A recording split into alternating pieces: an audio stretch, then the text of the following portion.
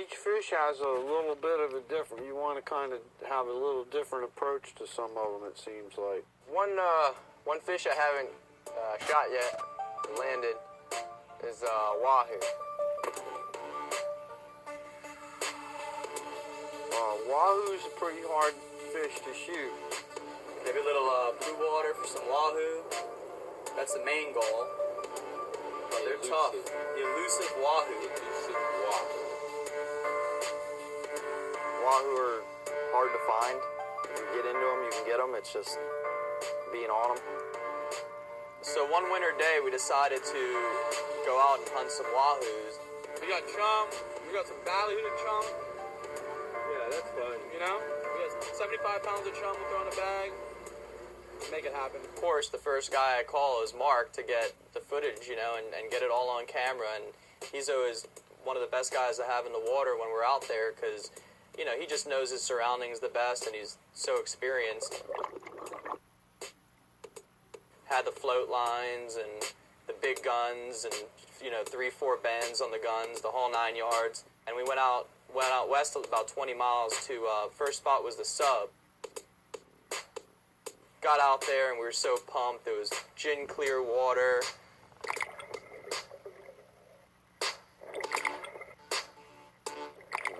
Within, I don't know, 1 minute, we're surrounded by like 20 bull sharks. And they're just everywhere. So now we're just pumped that we're getting this, you know, this bull shark footage. We're like, oh, whatever, the wahoos don't even matter.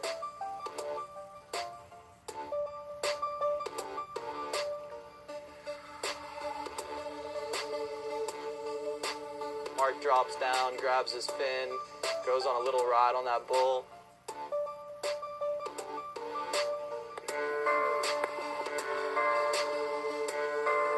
We run about a mile back east to a real, you know, common spot named the end of the bar.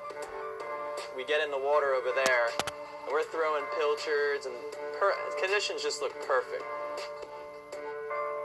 So me and Stephen Chapman were side by side, and good enough, these two big wahoo came swimming along, and I knew it was time. I thought, you know, this time I'm going to get him. He was close enough where I was going to get a clear shot at one. We just waited really patiently. Mark was, you know, a little bit behind, and eventually the time came where I felt like I had a shot at one. And he must have been 15 feet away. And I pulled the trigger. I thought I had, you know, a clear shot and hit him. And buoy never came tight, line never came tight, and he just swam away. So I mean, that's part of the deal when you're out there hunting them. You know, it's getting close enough to get that good shot.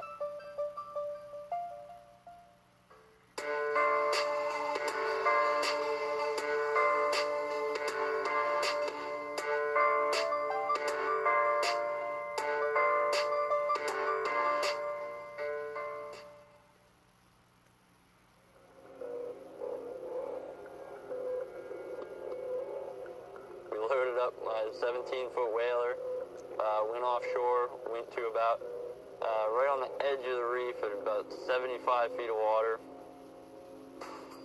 and we were just sitting there chumming because Mark wanted to get some shots of the bull sharks. Really, I was looking for the bulls. In my mind, I thought, you could see a wahoo or whatever, but it's not going to happen.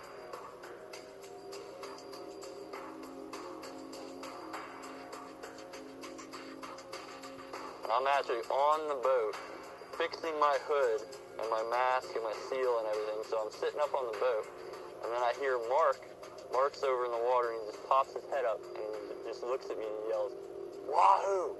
Wahoo!" I'm trying not to just all out panic, but at the same time, you're trying to unravel everything as fast as you can. You know, I get my gun unraveled, then I turn around, and there's 3 wahoo coming in. They're swimming at me, and they slowly start to turn. The entire time this was going on, it kind of was going on in slow motion in my head as well.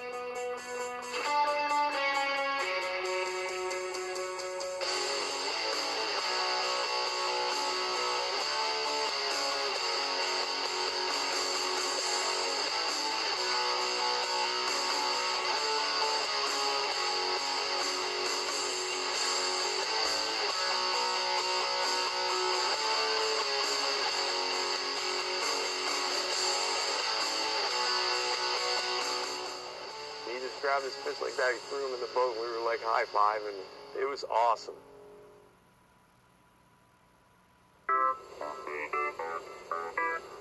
Spearfishing is the most exciting thing by far. That's what I enjoy the most. You know, it's not for the money, it's for the excitement. There's nothing more exciting than spearfishing because you don't know what's going to happen. You don't know what you're going to see, what's going to show up. Any day you could get your best fish. You just don't know. You don't know. It's amazing. I love it.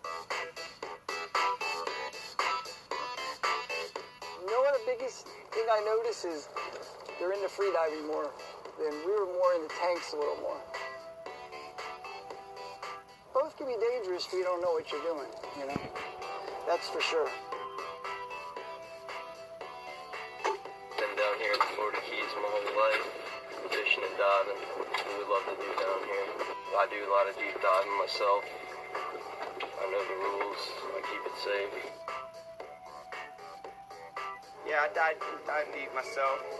Try not to push the limits too much, but I love doing it. And when you're in the zone and down there chasing fish around, you end up pushing the limits without even meaning to. And next thing you know, you're out of air and you're coming shooting for the surface. And anybody who free dives, of course, has to worry about passing out. You know, that's the scary thing about free diving. A lot of close calls. Actually, my good friend Johnny B was free diving and blacked out before he hit the surface, and a good friend of his brought him back to life on the boat, and he was dead for a couple minutes. And just a lot of close calls. It's definitely a very dangerous sport. You know, you got to respect it. There's no question about that. You have to respect it. You got to know what you're doing. You can't get too excited and let a fish, you know, take your life. You know, you have to just, there'll be another day. You know, calm down, do it right.